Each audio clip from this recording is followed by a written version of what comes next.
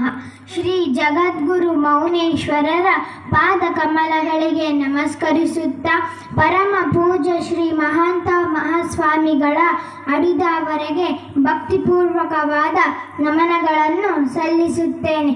ನನ್ನೊಳಗೆ ನಾನು ಎಂಬ ಭಾವ ತುಂಬಿದ್ದರೆ, ನನ್ನಿಂದಲೇ ಎಂಬ ಅಹಂಕಾರ ನನ್ನಲ್ಲಿ ತುಂಬಿದ್ದರೆ ಅದು ಅಜ್ಞಾನವೆಂಬ ಕತ್ತಲೆ.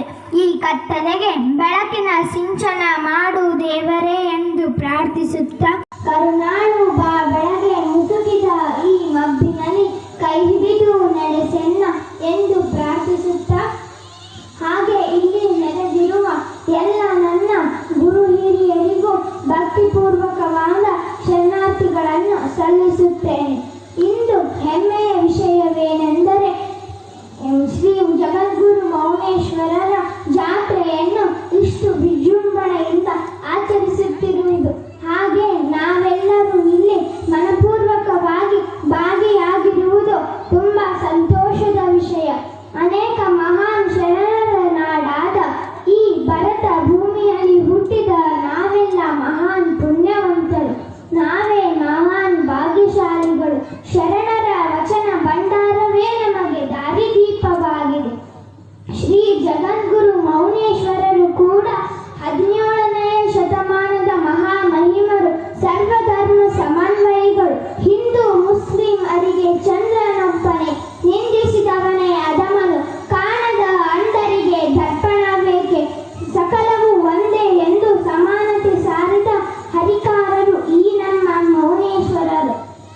ಇಂದಿನ ಯಾದಗಿರಿ ಜಿಲ್ಲೆಯ ಸುರ್ಪುರ ತಾಲೂಕಿನ ದೇವರ ಗೋನಾಳು ಎಂಬ ಗ್ರಾಮದಲ್ಲಿ ಇರುವ ಶೇಷಮ್ಮ ಹಾಗೂ ಶೇಷಪ್ಪ ಎಂಬ ದಂಪತಿಗಳಿಗೆ ಸಾಕ್ಷಾತ್ ಆದಿಲಿಂಗೇಶ್ವರನೇ ಮಗುವಾಗಿ ಬಂದು ಇವರ ಮಡಿಲು ಸೇರಿದನು. ಈ ಮಗುವೇ ಈ ನಮ್ಮ ಶ್ರೀ ಜಗದ್ಗುರು ಮೌನೇಶ್ವರರು. ಇವರು ಒಬ್ಬ ಪವಾಡ ಪುರುಷರು. ತಮ್ಮ ಮನೆಯ ದೇವರಾದ ರಾಚೋಟಿ ವೀರಭದ್ರೇಶ್ವರ ದೇವರಿಗೆ ತುಪ್ಪವನ್ನು ಉಣಿಸಿದ್ದು, ಕಂಬಳಿ ಹಾಸಿ ನದಿಯನ್ನು ದಾಟಿದ್ದು, ಸತ್ತಿರುವ ಆಕಳನ್ನು ಬದುಕಿಸಿದ್ದು, ಸತ್ತಿರುವ ರಾಜಕುಮಾರನನ್ನು ಬದುಕಿಸಿದ್ದು, ಸತ್ತ ಪಿಡ್ಡವ ಎಂಬ ಮುದುಕಿಯನ್ನು ಎಬ್ಬಿಸಿ ತನ್ನ ಸಾಲವನ್ನು ವಸೂಲಿ ಮಾಡಿದ್ದು, ಆಕೆಯ ಪ್ರಾಮಾಣಿಕತೆಗೆ ಮೆಚ್ಚಿ ದೀರ್ಘಾಯಸ್ಸು ನೀಡಿದ್ದು, ಇಂತಹ 10 ಹಲವಾರು ಪವಾಡಗಳನ್ನು ಮಾಡಿ ಜನರ ಕಣ್ಣು ತೆರೆಸಿದರು. ಎಲ್ಲ ಬಲ್ಲೆನೆಂಬ ಬಲ್ಲತನವ ನುಡಿಯಲಿ ಬೇಡಿ, ನಿಮ್ಮ ಹಲ್ಲುಗಳನ್ನು ಮುರಿಯಲು ಅಲ್ಲಮನು ಬಂದಾನು, ಕುಲ್ಲ ಮಾನವರಿಗೆ ತಿಳಿಯದು ಬಹು ಹುಷಾರ್.